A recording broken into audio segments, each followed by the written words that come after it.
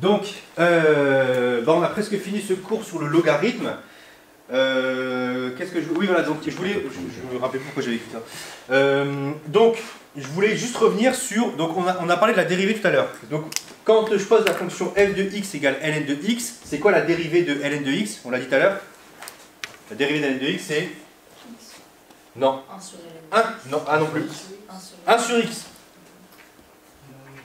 La dérivée de ln de x, c'est 1 sur x. Retenez-le bien, c'est important.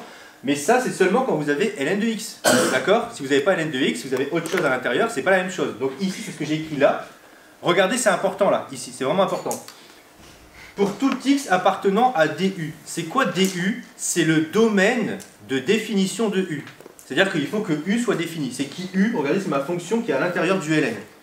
Mais en plus de ça, il ne faut pas seulement que x soit défini sur u, il faut aussi que u soit strictement positif. Je vous rappelle que dans le logarithme, vous n'avez pas le droit de mettre de nombre négatif. C'est-à-dire que vous devez vérifier que ce qui est à l'intérieur est strictement positif. D'accord?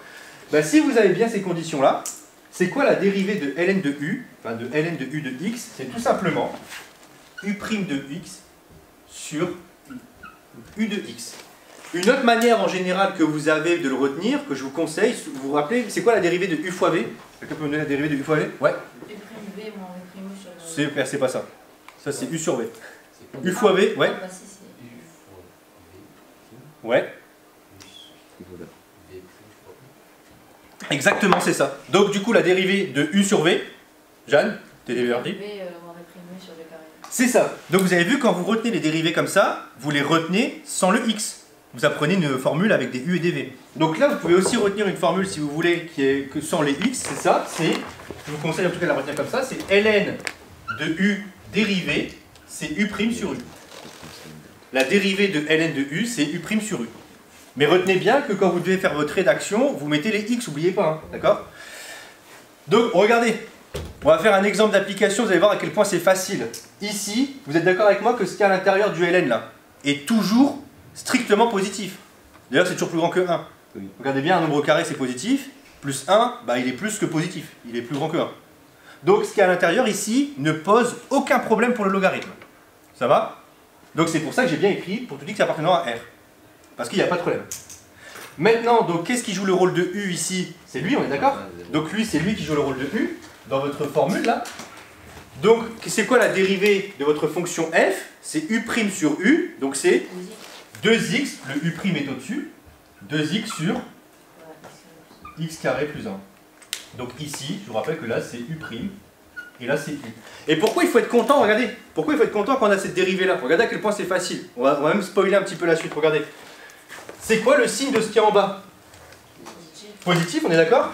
Ce qui est en bas c'est positif, ça c'est strictement positif, et ce qui est au-dessus, bah, ça peut changer de signe. On est d'accord que 2x, ça ne vaut pas toujours, c'est pas toujours positif ou toujours négatif, ça dépend du signe de x. Ben, x il appartient à R. Donc quand x est négatif, 2x est négatif. Quand x est positif, 2x est positif. Bon, regardez, on peut déjà faire rapidement un tableau de variation, c'est ça. Je vais avoir x, f' de x, f ici. Je vais avoir 0, moins l'infini, plus l'infini. Ça s'annule là. Là, c'était pas volontaire de faire ça, mais je me dis, comme c'est facile, hop, plus, et ça décroît, et ça croît. Waouh. En quelques secondes, là, on a fait les variations de la fonction qui est ici, qu'on connaît à peine. Et on pourrait même faire les limites. Hein. Oui, on pourrait regarder la limite en moins l'infini, en plus l'infini, on pourrait regarder ce que ça vaut là, là. On pourrait regarder, bah, regardez, quand vous remplacez x par 0, ça fait quoi ici dans la fonction? Ça fait ln de 1. Ln de 1, c'est 0. Et bien regardez, ici c'est trop bien, je suis capable de même de dire que ma fonction, elle est toujours positive. Parce que son minimum, c'est 0.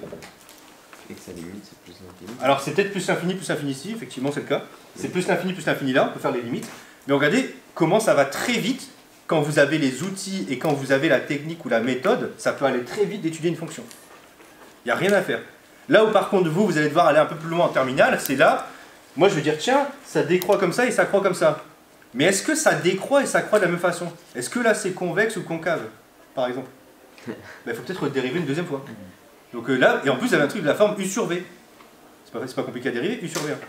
C'est pour ça que c'est pratique d'avoir du logarithme en fait. Parce que quand on a du logarithme, ça se transforme en u sur v, et après u sur v en dérivé, vous savez le faire. Donc ça, après on peut étudier la convexité de ce truc-là. assez facilement. C'est pas compliqué, mais ça se fait quoi. Ok? Bon, il n'y a pas de grande difficulté hein, sur ces trucs-là, c'est vraiment une application de formule quoi.